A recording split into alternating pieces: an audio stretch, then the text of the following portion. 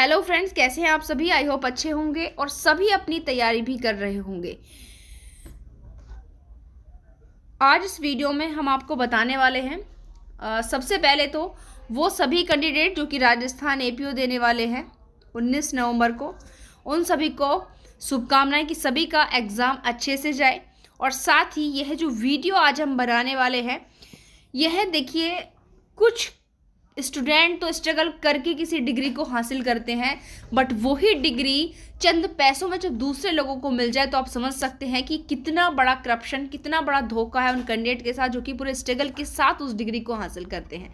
तो आज की जो वीडियो है हमारी इसी पर है कि अभी हाल ही में बार काउंसिल ऑफ इंडिया के द्वारा बहुत सी फर्जी डिग्रियों को इंक्लूड किया गया है और साथ ही साथ यह भी कहा है कि हर स्टेट जो है डिग्रियों का वेरिफिकेशन करेगा। यह जो घोटाला चल रहा है फर्जी डिग्रियों का, ये एक बहुत बड़ा स्कैम है जिसमें छात्रों के भविष्य के साथ खिलवाड़ किया जा रहा है। अब यहाँ पर आप देख सकते हैं कि बार काउंसिल ऑफ इंडिया ने सभी राज्य बार काउंसिलों को अपने रजिस्टर में दर्ज वकीलों की सत्यापन प्रक्रिया शुरू करने का सख्त निर्देश दिया है। जी हाँ, यानी कि उनके वहाँ पर राज्य बार काउंसिल के रजिस्टर में यानी कि जो नॉमिनेट हैं उनकी भी व्यापक सत्यापन प्रक्रिया जो है शुरू की जाएगी। क्योंकि यहाँ पर सबसे पहले जो निकल कर आया है ये प्रोसेसर जो है चौधरी चरण सिंह यूनिवर्सिटी जो कि मेरठ में है,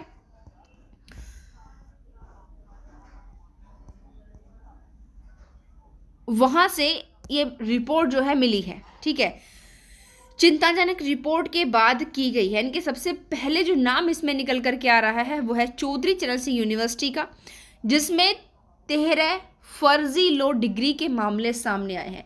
अभी तो केवल यही मैटर सामने आए हैं, इसके अलावा पता नहीं कितने और ऐसे मैटर्स होंगे। ठीक है, अब आप लोग समझ रहे हैं कि सबसे पहले नेम किसका है, लॉ डिग्री का।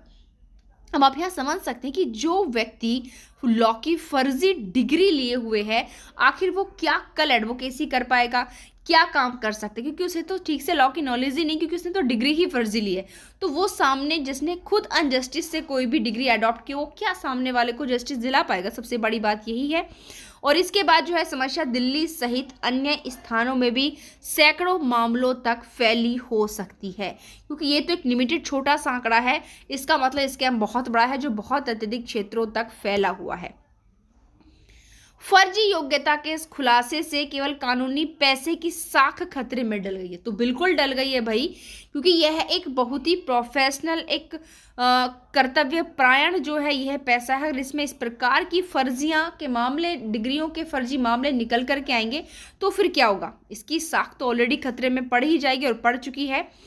पूरे देश में कानून डिग्रियों की जांच के लिए एक व्यापक अभियान की आवश्यकता को उजागर किया गया है कि यह यानी कि जितनी भी कानून की डिग्रियां हमारे पूरे देश के अंदर, पैसिफिक किसी एक स्टेट के अंदर नहीं बल्कि पूरे देश के अंदर, उन सभी की डिग्रियों की जो है इंक्वायरी होनी चाहिए।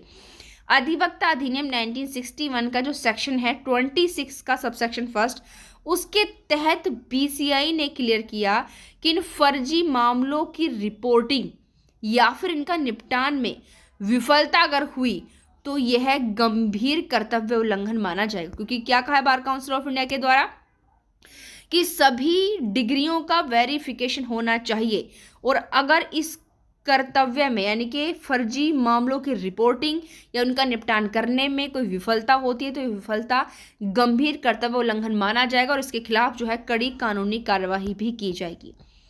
साथ ही आगे बताया है कि फर्जी डिग्री वाले वकीलों की जो पहचान है और उन्हें अयोग्य घोषित करने का प्रोसेस शुरू हो चुका है। बिल्कुल, हालांकि बीसीआई ने यह भी स्पष्ट किया कि किसी भी वकील को रजिस्टर से हटाने का वैधानिक अधिकार केवल उसके पास है। किसके, बार काउंसिल ऑफ इंडिया के।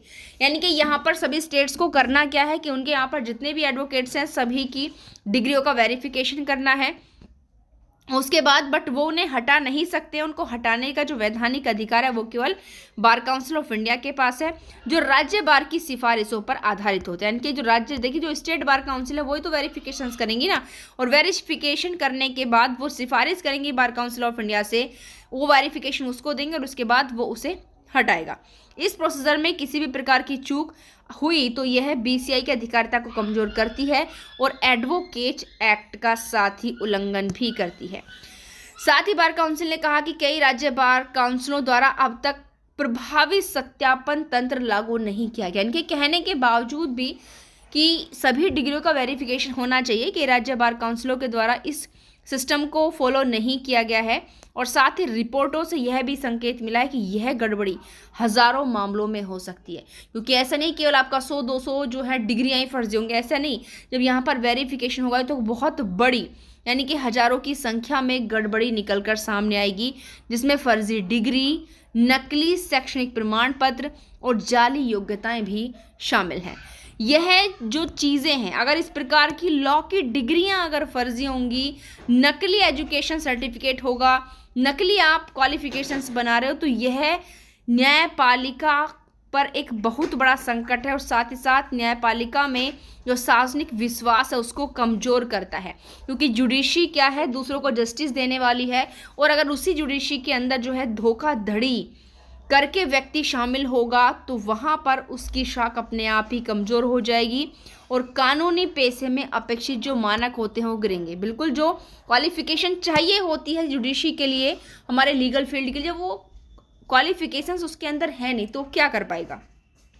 बीसीआई ने कुछ मान्यता प्राप्त और जो डीम्ड यूनिवर्सिटीज़ होती हैं उन पर भी चिंता जताई है, जो मानदंडों के खिलाफ जाकर लॉ की डिग्रियां जारी कर रहे हैं। यानी कि लॉ की डिग्रियां इशू करने के लिए जो भी मानक निर्धारित किए गए हैं उनके खिलाफ जाकर उन डिग्रियों को इशू कर रहे हैं। इन विश्वविद्यालयों द्वारा कानून शिक्षा को एक व्यावसायिक लेन देन के रूप में देखा जा रहा है। यानी कि उनके लिए लॉ की डिग्री देना लॉ का एजुकेशन देना बच्चों को एक अच्छा अधिवक्ता, भावी जज बनाने की इंटेंशन नहीं है। उन लोगों की इंटेंशन केवल इस कानूनी जो शिक्षा है उसको उन्होंने एक व्यवसाय बना दिया है, लेन देन पैसा कमाने का एक जरिया हो चुका है, ना कि एक अच्छे वकील या ना कि एक अच्छे जज देना, जिससे शिक्षा का स्तर गिर रहा है। जब आप इस प्रकार की लीगल एजुकेशन को बिजनेस बनाओगे तो आप उन बच्चों को क्या लीगल नॉलेज दोगे। अगर उनके पास लीगल नॉलेज नहीं होगी तो जो कानून है उसका स्तर गिरेगा और साथ ही साथ कानूनी शिक्षा का स्तर भी गिरेगा। बीसीआई ने इन अनैतिक प्रथाओं को तुरंत समाप्त करने की मांग की है। ठीक है, तो ये आप यहाँ पर देख पा रहे हैं कि इन प्रयासों का समर्थन करते हुए सुप्रीम कोर्ट ने भी 2023 को स्थापित एक उच्च स्तरीय समिति बार काउंसिल ऑफ इंडिया के सत्यापन कार्य की निगरानी भी कर रही है। इसमें प्रमाण पत्र सत्यापन, चुनावी रजिस्टर तैयार करने में देरी के मुद्दों को हल करना शामिल है। और यहाँ पर बिल्कुल दिया हुआ है कि 26 जून 2023 से प्रभावी संशोधित नियम 32 के तहत केवल सक्रिय रूप से प्रैक्टिस करने वाले वकील ही बार काउंसिल के चुनाव में मतदान कर सकते हैं, जिससे चुनाव प्रक्रिया की साख बनी रहे। ये भी बात आपको यहाँ पर बहुत ही ध्यान देने वाली है। इसके अतिरिक्त बीसीआई ने चौधरी चरण सिंह विश्वविद्यालय की आलोचना की, जिसने सत्यापन रिपोर्ट में देरी की है और सत्यापन प्रक्रियाओं के शुल्क की मांग की। यह सुप्रीम कोर्ट के निर्देशों का भी उल्लंघन है, जिसमें विश्वविद्यालयों से तेज और निःशुल्क सत्यापन की अपेक्षा की गई है। तो आप यहाँ पर देख पा रहे हैं बार बार इन सारे स्कैम के अंदर सबसे बड़ा जो नाम निकल कर के आ रहा है वो मेरठ की चौधरी चरण सिंह यूनिवर्सिटी का ही निकल कर के आ रहा है। इसका सबसे ज़्यादा स्कैम जो है लग रहा है इसी यूनिवर्सिटी के अंदर किए जा रहे हैं।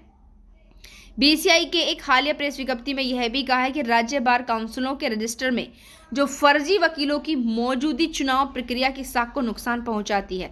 तो यहाँ पर बार काउंसिल चुनावों की लोकतांत्रिक प्रक्रियाओं की सुरक्षा के लिए ज़रूरी है कि केवल वैध वकीलों को ही रजिस्टर में शामिल किया जाए, ताकि चुनाव प्रक्रिया की शाख को बचाया जा सके।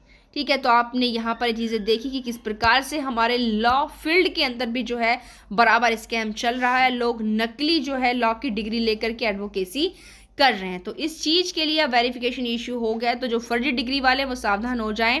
ठीक है, अब इस प्रकार की जो है लापरवाही या धोखाधड़ी इस फील्ड में नहीं चलेगी, क्योंकि धोखाधड़ी पकड़ने वाले क्षेत्र में अगर धोखाधड़ी होने लगे तो फिर जो हमारा जस्टिस प्रोसीजर है वो तो बिल्कुल ख़त्म ही हो जाएगा। Thank you.